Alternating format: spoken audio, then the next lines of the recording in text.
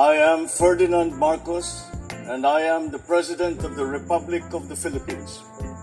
I stand today on behalf of 110 million Filipinos.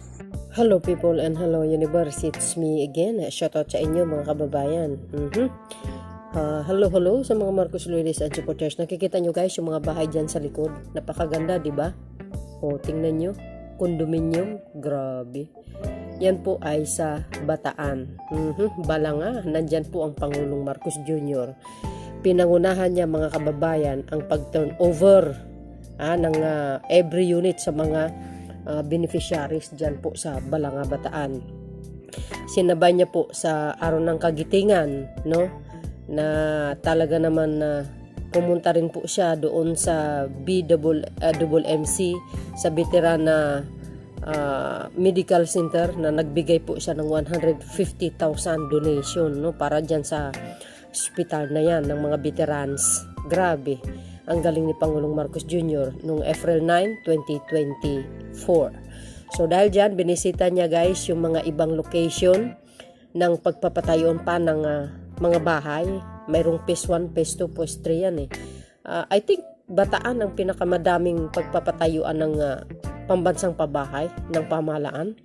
At ngayon, kung nakikita nyo kanina yung bahay sa likod, napakaganda mga besa na all. Kahit malang isa sana, sekretary ako sabay ganun, ano? So dahil dito mga besa, congratulations sa mga taga Bataan at Bataan Balanga, ayan, sa inyong bahay. Nako, sobrang alagaan nyo yan mga bes. Napakaganda yung bahay guys. Gustong gusto ko. Kahit isa man lang sana. Naks naman. Sabay gano'n nangarap. Pero kahit hindi man tayo nakakuha ng pambansang pabahay mga kababayan, tayo po ay dapat masaya sa ating mga kababayan na talagang deserve nila yung bahay na yan sapagkat inilikas sila sa mga estero ng mga gilid ng mga rivers, ganun, mga ilog, ika nga, no?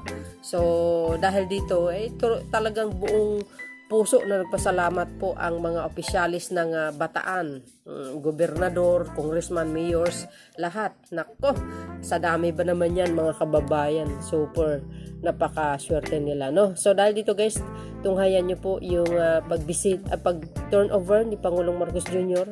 ng bahay sa mga beneficiaries, okay?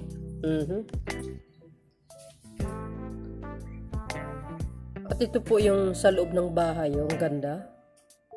Uy, ganda mga besa. O, diba? Kompleto. May CR. May, wow. May paglutuan. Ganda.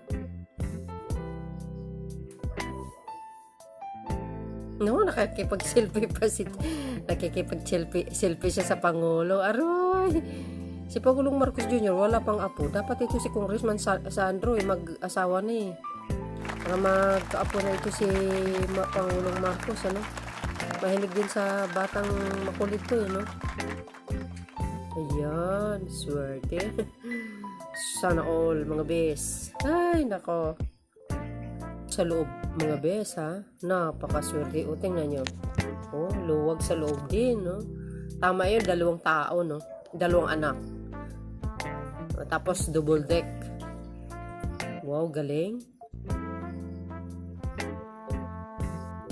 Bayan, tunghayan nyo po ang pag-distribute ni Pangulong Marcos Jr. ng mga ibang nahuling, na beneficiaries. Tatanggapin nilang kanilang certificate for ownership. Wow. Eto na. Palakpakan po natin ulit ang ating minamahal na Pangulo.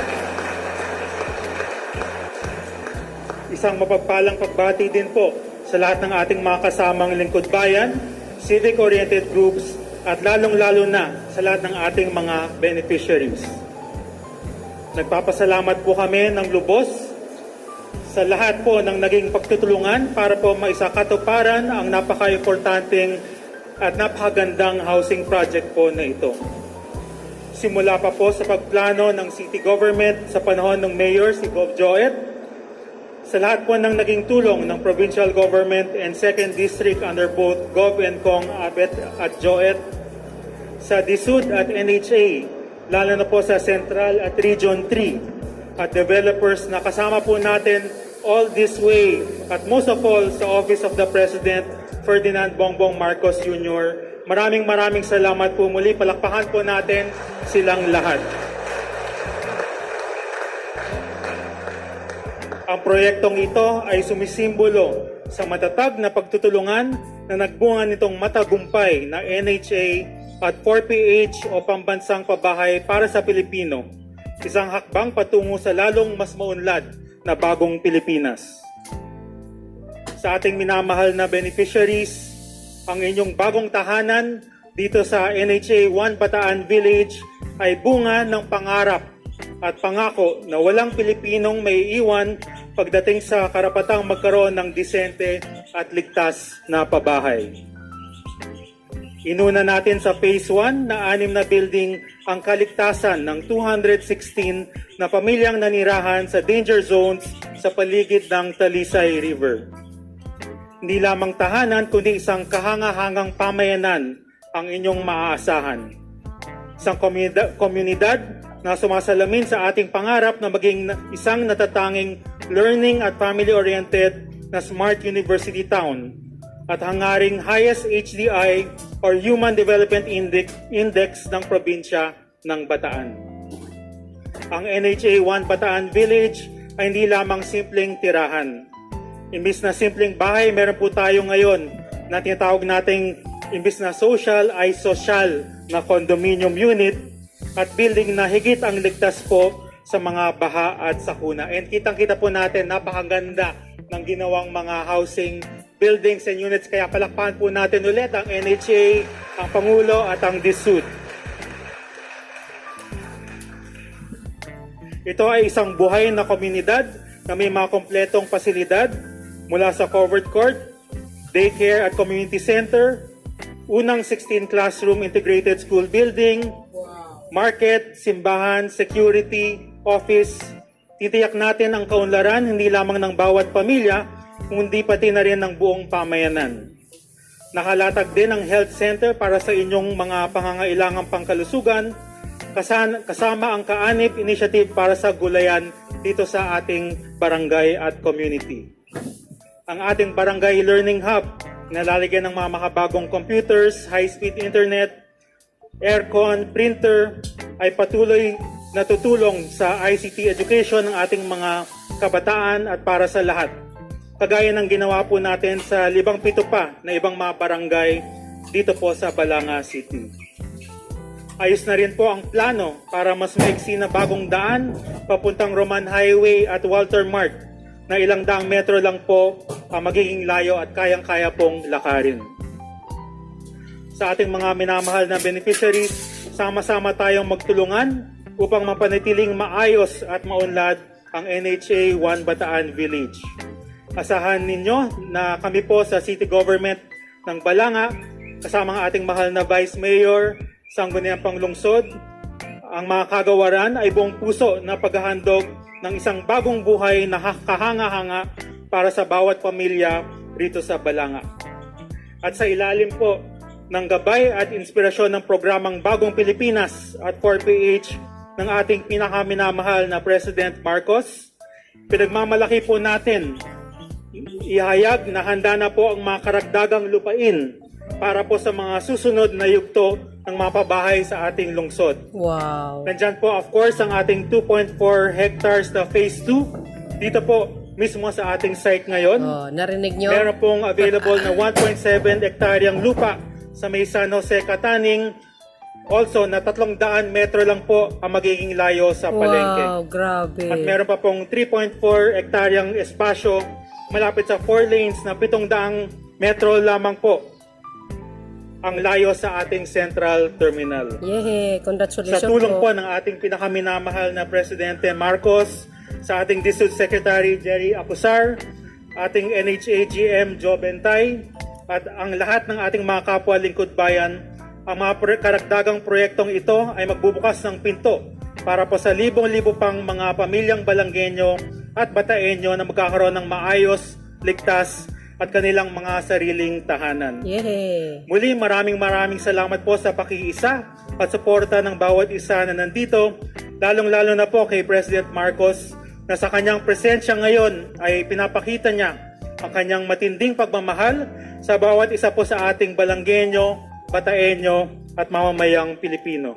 Siyempre, Maraming salamat po muli sa lahat at mabuhay po ang bagong Pilipinas. BBM lang ang sakalang. Maraming salamat po, Pag-inggit, Mayor pikit. Francis Garcia.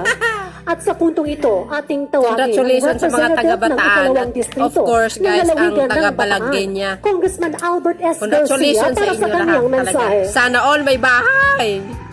Maraming salamat po sa ating panauhing pandangal, His Excellency President Ferdinand Bongbong Marcos Jr., sa ating mga kasamang nagtatrabaho sa gobyerno from the NHA, Mr. GM Jobentay, our very own Secretary Kuya Jerry Acozar ng DSUD, kay Congresswoman Geraldine Roman, Congresswoman Gila Garcia, sa lahat ng provincial, city, municipal, and barangay officials dito po sa ating lalawigan ng Bataan, sa paumuno po ni Mayor Francis at ni Gov. Joet Garcia.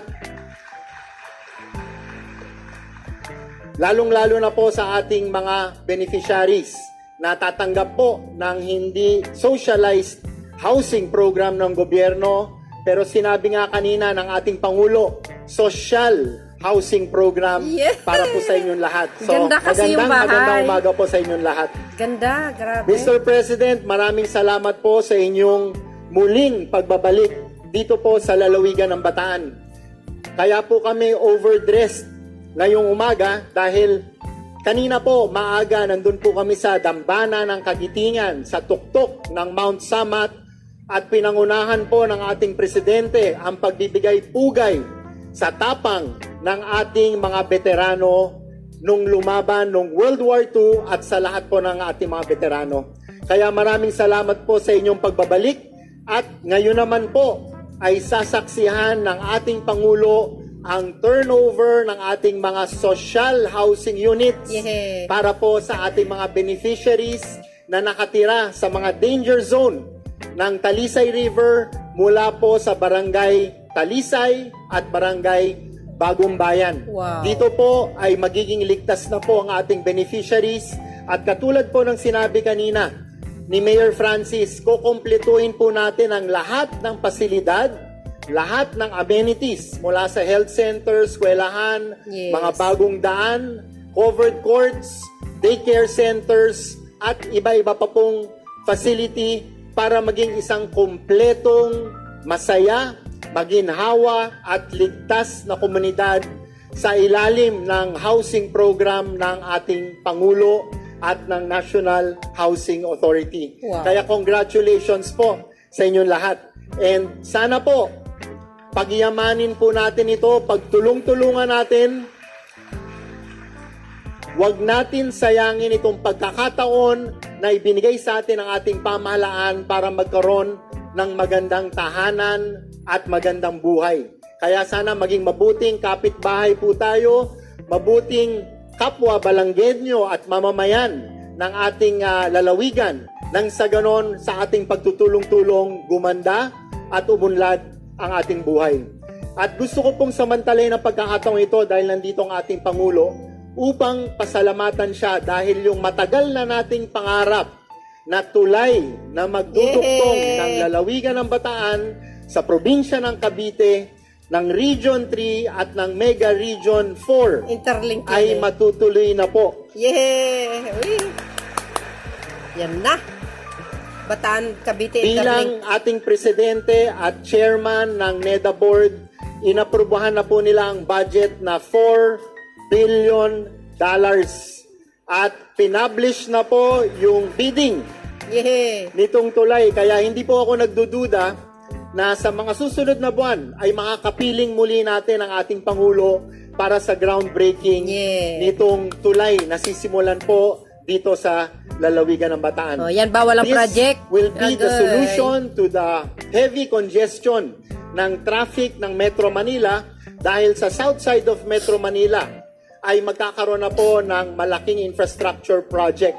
And going north and south, you can totally bypass Metro Manila, crossing the bridge, flying to Roman Expressway, connecting to ECTEX, pwede na kayong mag-Central Luzon, North Luzon, or mag-West Philippines. Wow. And back and forth. So kung napanood nyo po yung vlog ng ating presidente na sinasabi po niya na hindi po mangyayari kinabukasan pero marami pong ginagawa ang ating gobyerno para sa lalong madaling panahon ay masolusyonan na po ang matinding traffic ng Metro Manila. At bukod po sa solusyon sa traffic ng Metro Manila, itong pagduduktong ng tulay, hindi na po magiging dead end ang Bataan Peninsula.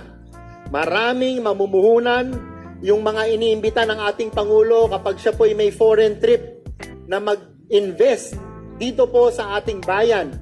Sigurado mas maraming mamumuhunan dito po sa ating lalawigan, lalo na meron tayong yung dating Bataan Economic Zone na brainchild at vision ni President Marcos Sr.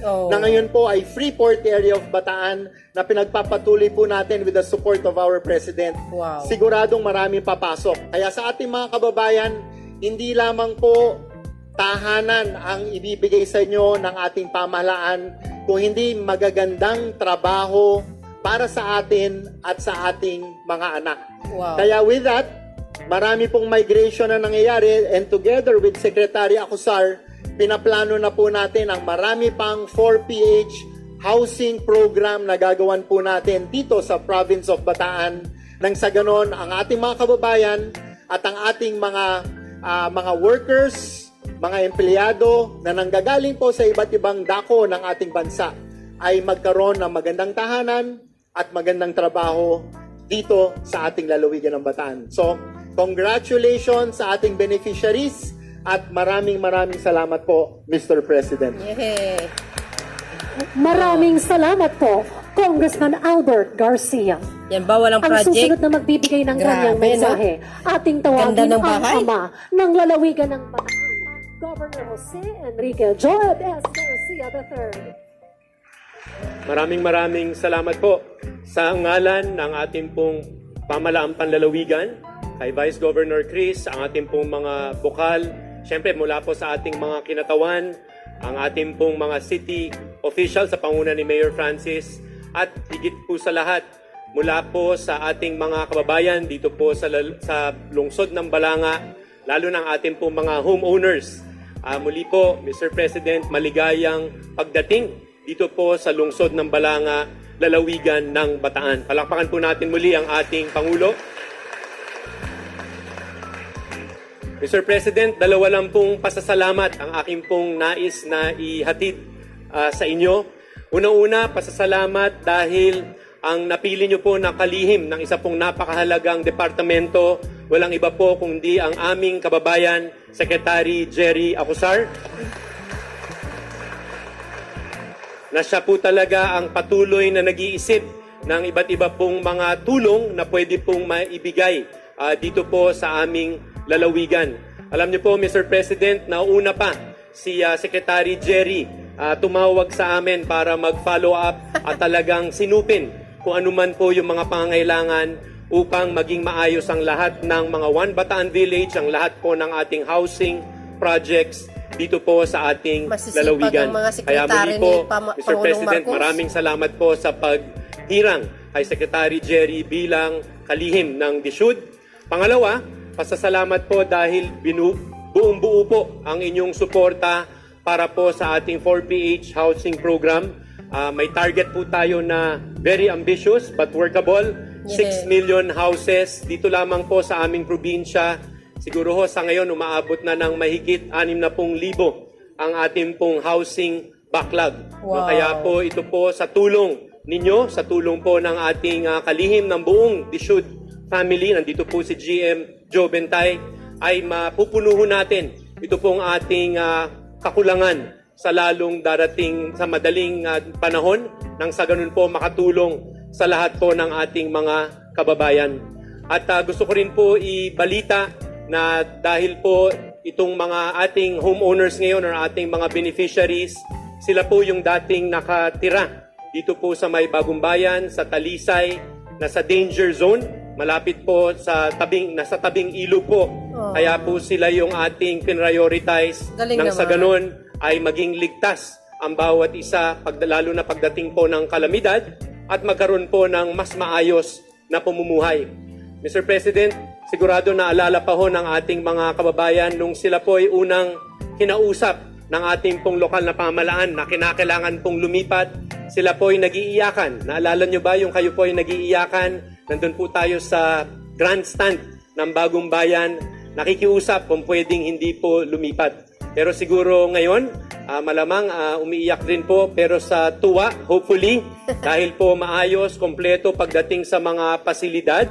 At umasa po kayo na magiging mas marami pa hong mga proyekto na itatayo dito po sa ating One Bataan Housing Village na makikinabang ang bawat isa sa inyo, hindi lang po ang ating mga anak, kundi po pagdating lalo na sa pamumuhay ng bawat isa pong naninirahan dito po sa ating housing project. No, kaya po sa lahat, maraming salamat sa inyo pong patuloy na pagsuporta. Kailangan po nating pagtulungan ito para nang sa ganon manatiling maayos at gumanda ang ating pong mga pamumuhay, syempre sa tulong ng lahat po ng ating mga barangay officials. Again, Mr. President, thank you for your presence and thank you for the support to the province of Bataan. Maraming salamat po. Isang magandang umaga. Congratulations po. Maraming sahan natin ang ating mahal na Pangulo upang pangunahan ang pagkakaloob ng Certificate of Award sa ating 10 benepisyaryo na kumakatawan sa 216 na pamilya na nandirito ngayon. Ang mahal na Pangulo ay sasamahan ni Secretary Acuzar, GM Tai, Governor Joet Garcia, Kong Albert Garcia at Mayor Francis Garcia. Wow, congratulations sa mga Pinapawag na po natin taga-Bataan. ang ating mga benepisyaryo. Sana all talaga. Magpasana all ka Amador talaga. Gabarda.